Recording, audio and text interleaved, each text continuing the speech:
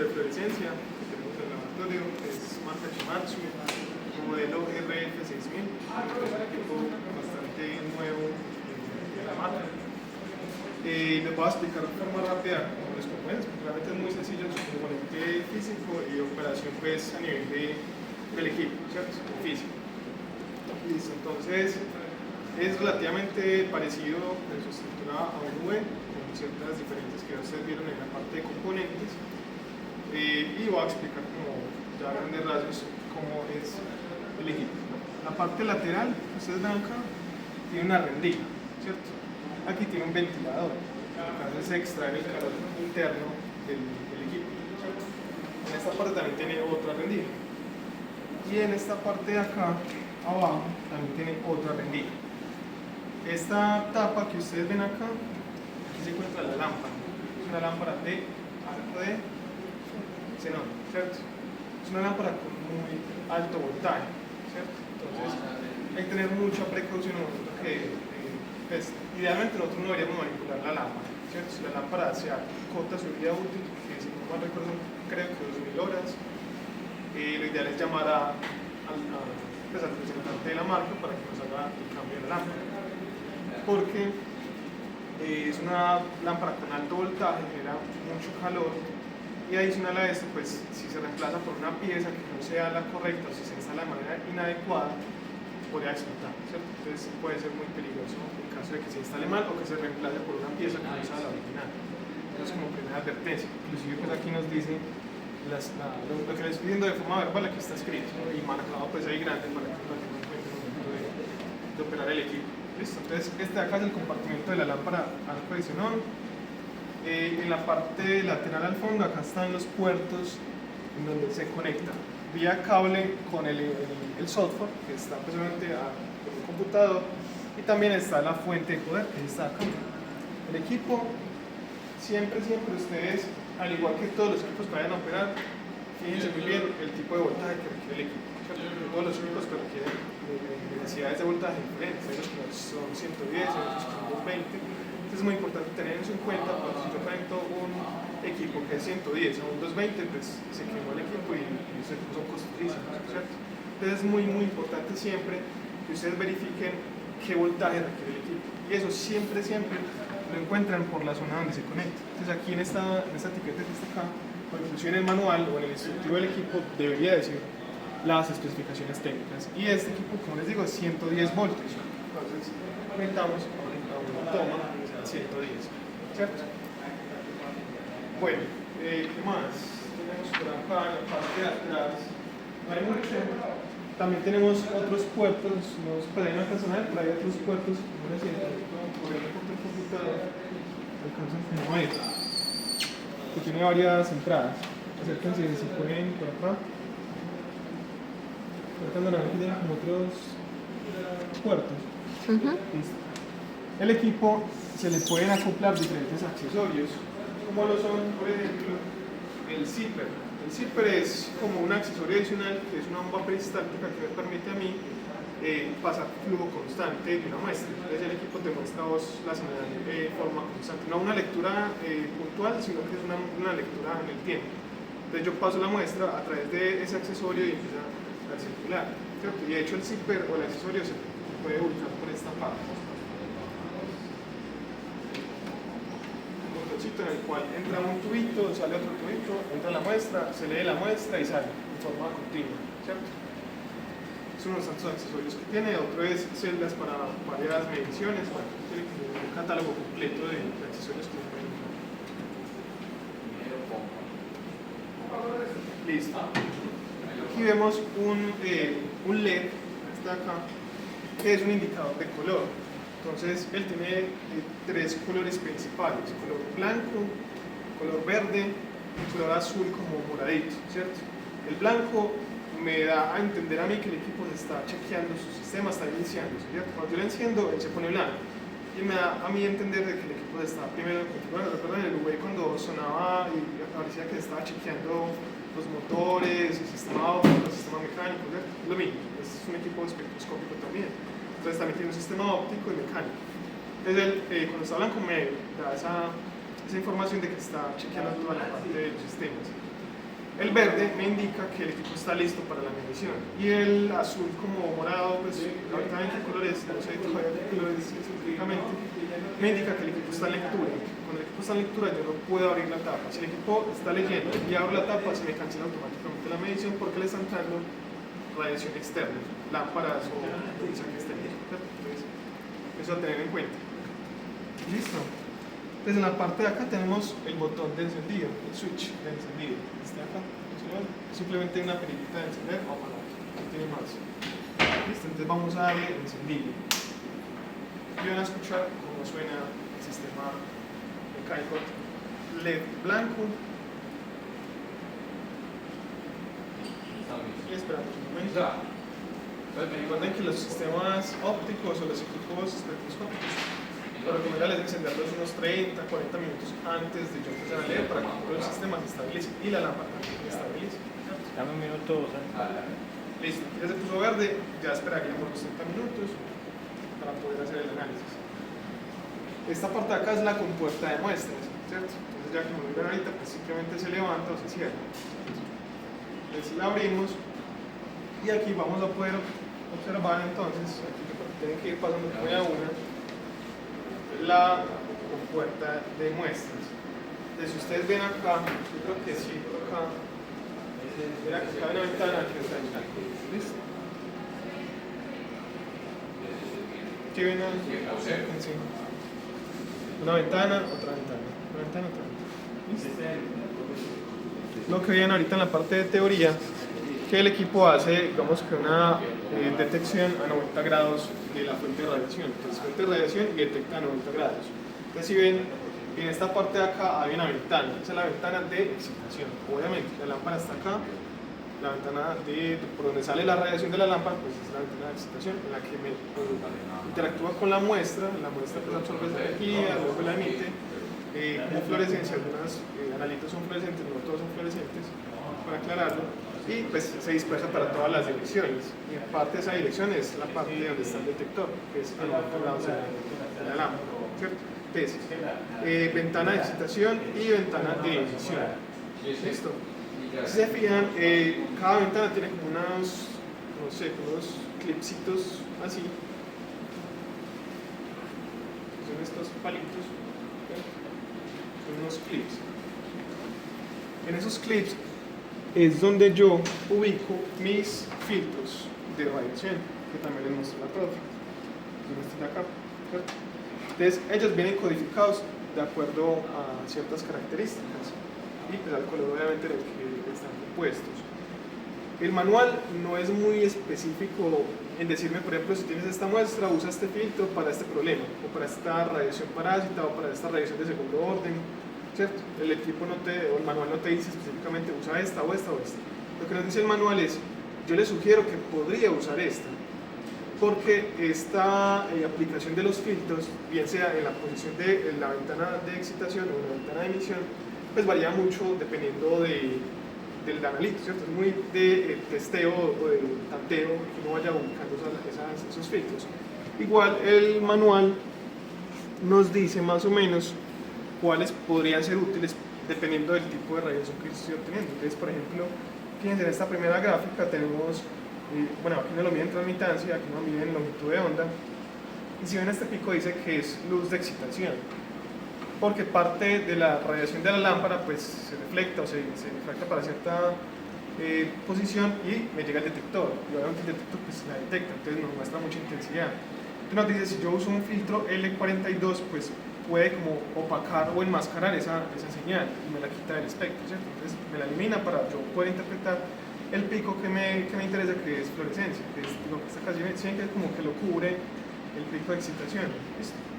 Entonces es como uno de los tantos ejemplos que el manual nos da para saber en qué casos usarlo. Pero como les digo, eso es muy de tanteo, ¿cierto? O sea, yo puedo ir ensayando con los filtros cuál me va mejor si tengo cierta interferencia de radiación, ¿cierto? Aquí hay varios filtros, que imagino que lo tienen todos. Listo. Y tenemos ya, ahora sí, dos portamuestras, uno para líquidos y otro para sólidos. Vamos a mostrarles primero el de líquidos y desde acá, ¿cierto? Esta es la portamuestras para líquidos, que aquí es donde yo ubico la celda de cuarzo, ¿cierto? Pero ustedes vieron que la celda de cuarzo es muy diferente a la ultravioleta, ¿cierto? Bueno, si ven, él aquí tiene como una flechita que me indica, es un indicativo, ¿sí ven? Una flechita. Esa flechita me da o me indica la dirección de emisión. Entonces, si yo quiero que esa flechita me ubique hacia la ventana de emisión, pues yo tengo que ubicarla hacia la señal. Es decir, que va en esta posición. O sea, si sería hasta la ventana de detección o emisión, entonces lo pongo de esta manera. Y este tornillo es simplemente para ajustarla a la base que está acá, ¿cierto? Entonces, acérquense un poquito, les muestro cómo se instala. Toca apenas caso. Y si se fijan, aquí tengo estos huequitos, ¿cierto? Y el equipo tiene estos tornillitos que están acá. Estos son tornillos guía, o sea, que me dan a indicar cómo debe ir exactamente la posición del portamuestras. Entonces, yo le hago caso y los ubico así, para que me encajen perfectamente. ¿Se vieron? ¿Se vieron que encaja en los huecos los tornillos? No, no vieron. Son muy lejos.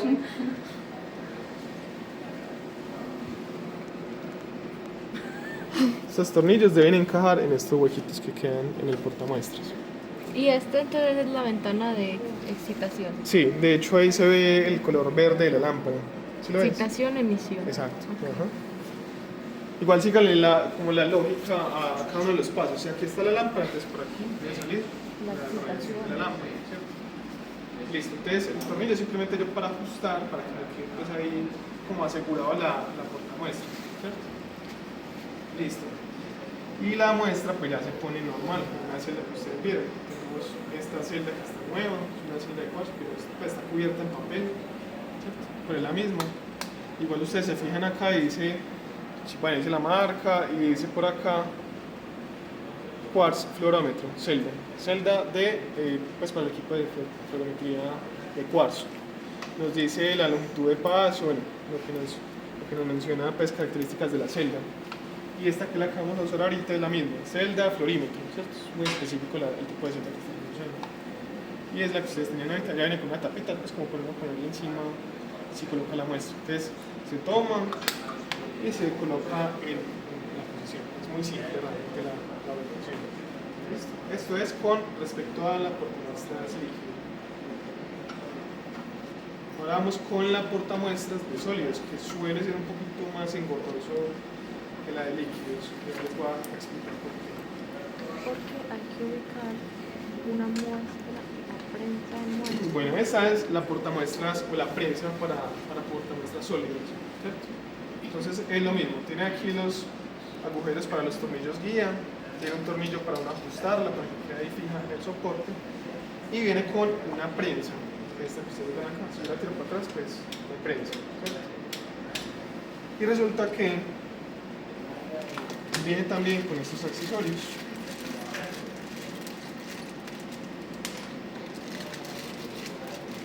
Y aquí ya les explico más a detalle. ¿Listo? Entonces, se llama plato portamuestras. Es un platito en el que uno coloca la muestra, la esparce bien en el plato y ya lo puede ubicar en la prensa. Entonces vamos a verlo también.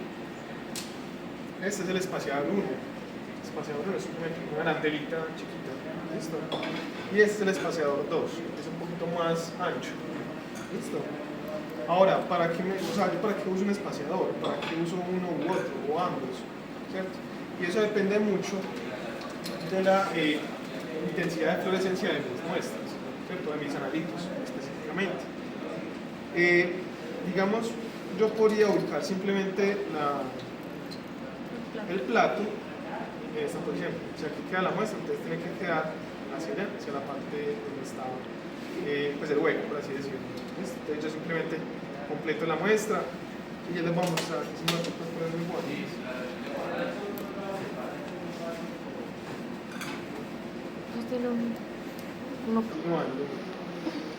Tenemos acá una ventana, ¿sí la ven? Es una ventana de cuarzo, ¿cierto? Es lo que están hechas las celdas de líquidos. Y la forma en la que yo ubico las muestras, entonces coloco mi muestra sólida acá, coloco la ventana encima, eso sí es como muy, o sea, no hay forma como de ajustarla bien, sino que simplemente es ponerla encima y que queda ajustada con la prensa. Después yo le digo que es muy engorroso ubicarla, porque si uno lo tiene posicionado de esta manera, pues toca ubicarla así. Y si uno deja un espacio chiquito por aquí, pues se le riega la muestra. Entonces, lo que yo me he dado cuenta que es muy útil es sacar la prensa, ponerla en esta posición, bajar la prensa, ¿cierto? Y ubicarla así para que no tenga que ladearla en esa posición. Simplemente aquí ya llego y la acomodo, ¿cierto? Entonces, si ven, aquí queda la ventana, queda el plato. Y adentro, pues en teoría quedaría la muestra, ¿cierto? Para que no se me salga por el lugar.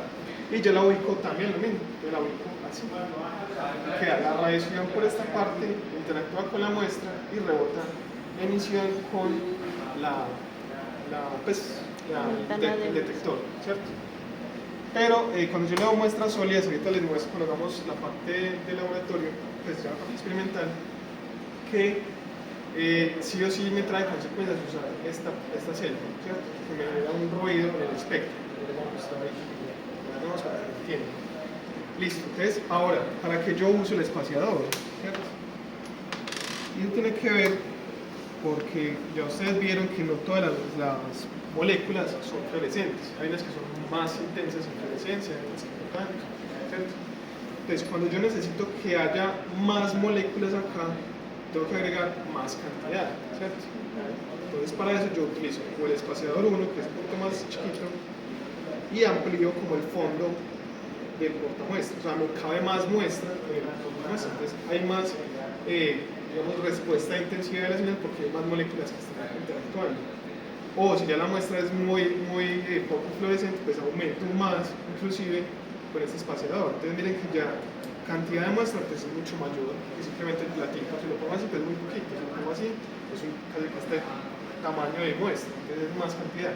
Entonces el espaciador es simplemente para darme más fondo y poder agregar más muestra para que pueda obtener una señal un poco más intensa. Eso se aplica cuando las moléculas que estoy analizando pues no son tan fluorescentes, son fluorescentes pero no tanto como otras moléculas. Por ejemplo, lo que ustedes van a ver hoy que es óxido de zinc y fluoresceína son muy intensas, entonces no es necesario usar los espaciadores, ¿cierto? Con el simple plato que vamos a utilizar pues, es más que suficiente para ver la respuesta. ¿Listo? Con esta parte. Bueno, creo que ya esta es la parte física del equipo, vamos por el software. ¿Listo?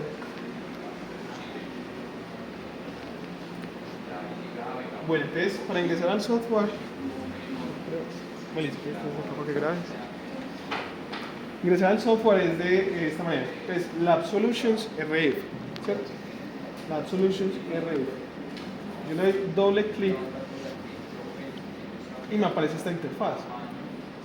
Y si recuerdan, es muy similar al del equipo ultravioleta, es como el mismo forma del software, ¿cierto?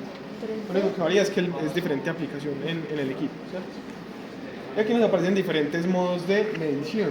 El modo espectro, que es el espectro 2D que le saca, cuando ya usted conoce la longitud de onda de excitación o de emisión, yo simplemente leo a una longitud de onda de excitación y leo en un rango de emisión, entonces me grafica en dos dimensiones, intensidad versus rango de longitudes de onda de emisión, o al revés, si yo conozco la emisión, pues me grafica intensidad frente a rango de excitación, ¿cierto? Yo puedo jugar con eso, con excitación o con emisión, ¿listo? Muy importante.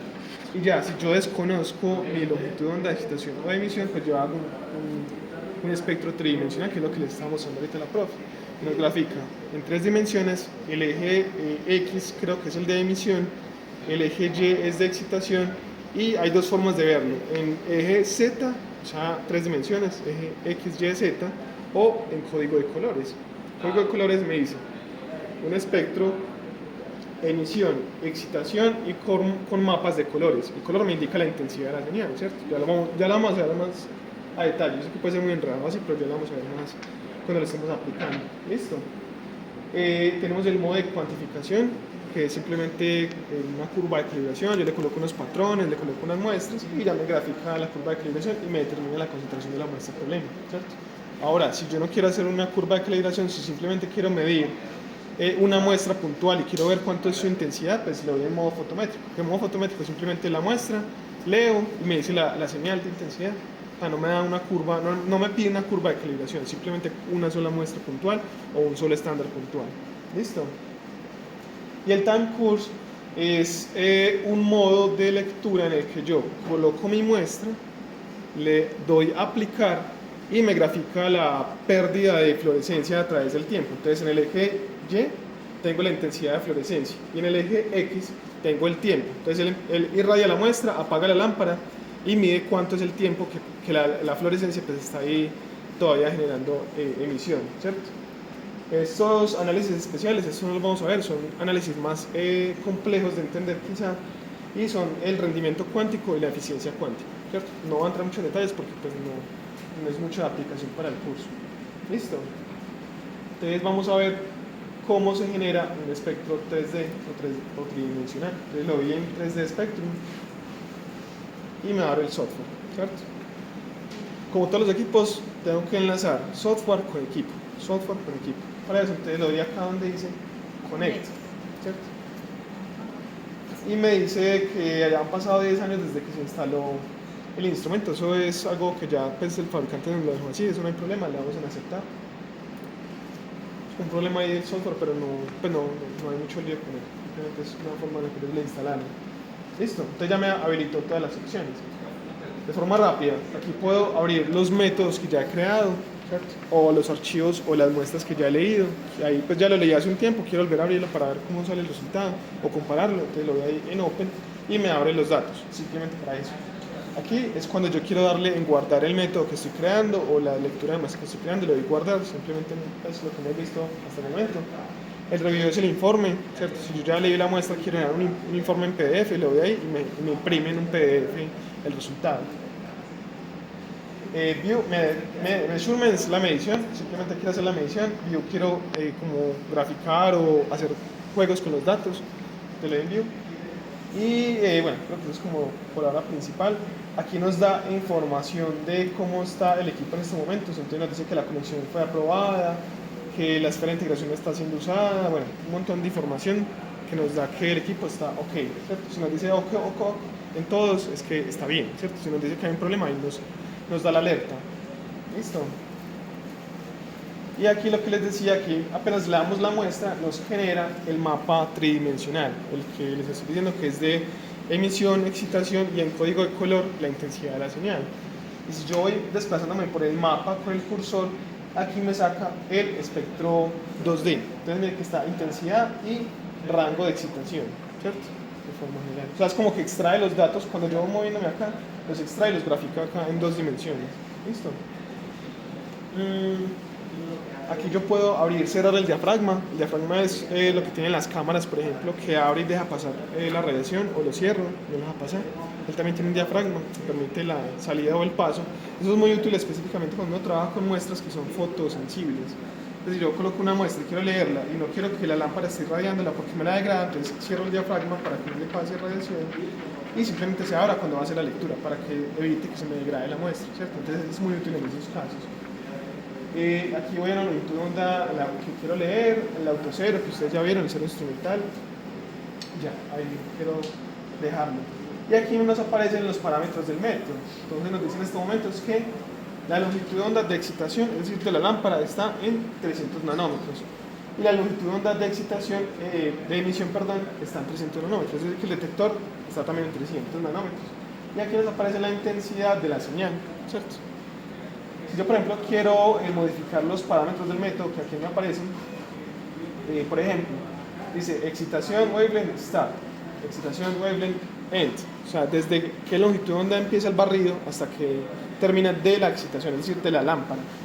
Y aquí emisión, lo mismo, un rango de emisión y un final de emisión también. Porque recuerda que estamos midiendo tridimensional, un rango de excitación y un rango de emisión.